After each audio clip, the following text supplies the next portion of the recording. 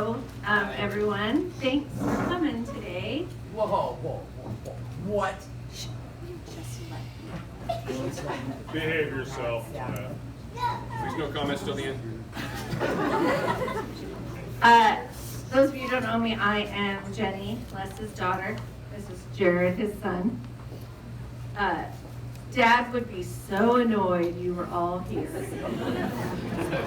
He would say, don't you all have anything better to do on a Sunday than be here? He would really be annoyed. Dad passed away peacefully on Tuesday, February 11th, with me and Jared by his side. I was never the conventional daddy's girl. I never cuddled up on his lap. He never read me a bedtime story. But he taught me to drive a car. He taught me to shoot a gun and to catch a fish. He taught me to shoot archery.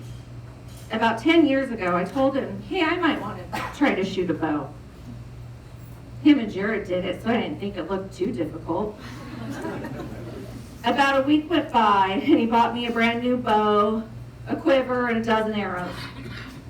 And I thought, well, shit. I better like it.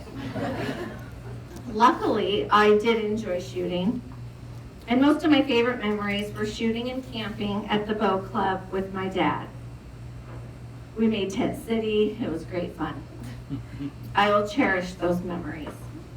He also made the best chicken wings. I wish I would have known that the last time I ate his chicken wings was going to be the last time.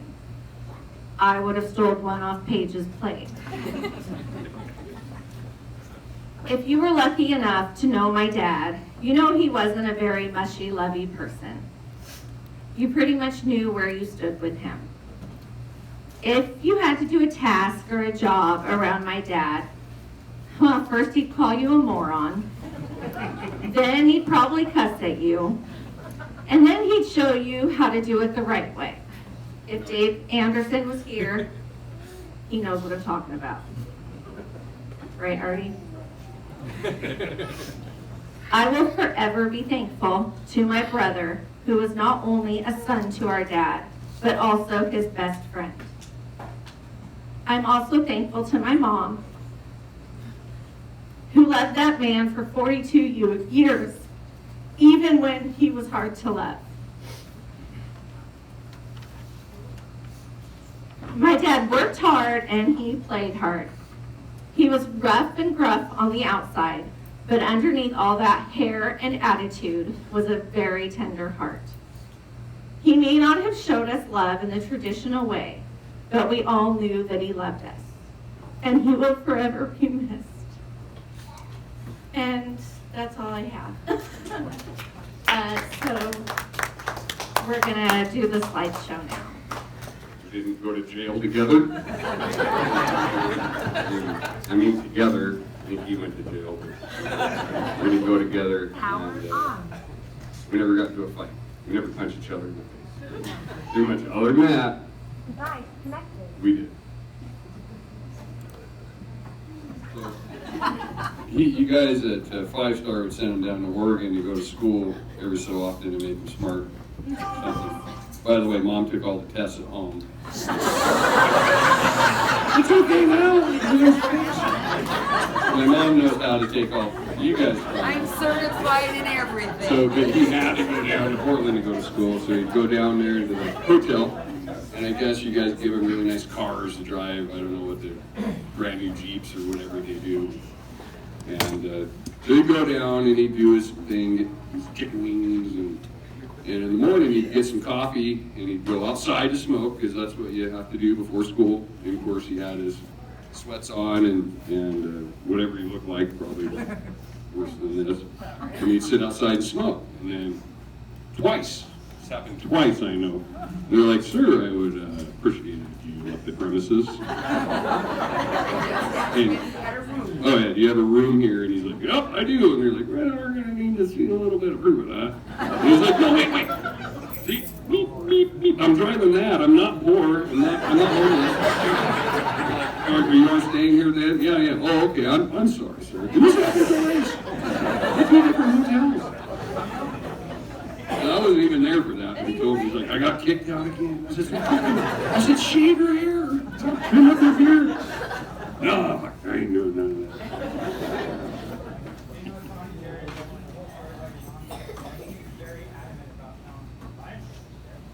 Yeah. Good. Yeah. My mom can rebuild transmission. That's not all your mom can do.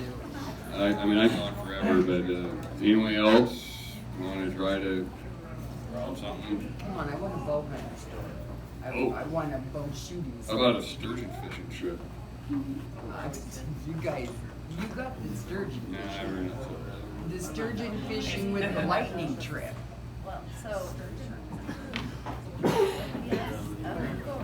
You want to just talk?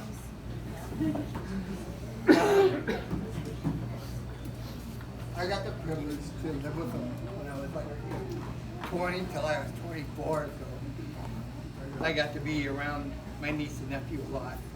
And I was one of those people that he used to call a effing idiot all the time. But I remember this one he got me, like, he took me out hunting, I got my first deer ever with him. And I remember this one time that he had a Land Cruiser that he just put a 283 in it. And it kept valve plugged. Well, anyway, we're driving it. And he put these these rubber things on top of the hood, because when it goes back, it don't do it. And we went shooting, and we go about 100 yards with a 10-22 and with my scope. And he told me to shoot at these targets. And so he told me to go up against the hood and all that. So I set it with my scope, and you could see and I'd shoot, and he'd be behind me with it. And I'd shoot, and I hear ting! And he goes, you didn't hit it. I go, what was that noise? I don't know. So then I shot it again, and it went ting! He goes, you're shooting my hood! And then that's when he called me a freaking idiot. I think I actually thought the gun was off and you bashed it across the hood, and then we figured out you were shooting. Yeah, This yeah. damn thing don't work at all. Yeah, and then he comes up and looks at the rubber thing, and it's like, oh, you're hitting the rubber thing. And I'm like, yeah, I'm sorry. But yeah, that was one of my fondest memories. We were going sturgeon fishing. Okay, let Wayne. Oh yeah, sorry, go for it. Hello, my name is Wayne Fuller. I had the privilege of working with Les for 16 years. It was a pleasure. Most of the time. He loved you. And so, but I got a lot of Les stories, but I got one that sticks out over the rest of them. And we had a customer that had a Jeep Cherokee, and he kept belly aching and crying. It didn't run right, didn't do this right. Les drove it, one of the other techs drove it, everybody drove it, nobody could find anything wrong with it. So, man, the guy just kept coming to my office and squealing about it. So finally, one day, I thought, this isn't going to be good, but I'm going to go get my PR man. So I went and got Les. Yeah. I said, okay, Les. I said, I'll kind of be gentle, can you? He said, who is it? I said, and I told him about Jesus, and he goes into a rage. I thought, oh, this isn't going to be good. But we go out there. He goes and drives the Jeep. And they were gone for quite a while. I come back, and they get out of the rig, and I looked at them, and they both had tight jaws, and I thought, not good. So anyway, they come walking up my ass. I said, did you get this figured out? Yep. I got her all figured out. And I said, well, what'd you come up with? He said, this guy is too effing stupid to own a Jeep. And I told him just to get rid of it. So then he walks off and goes to the shop. We're standing, me and this guy were standing there looking at each other, and I just went. But he didn't cry about a Jeep as much as he did before.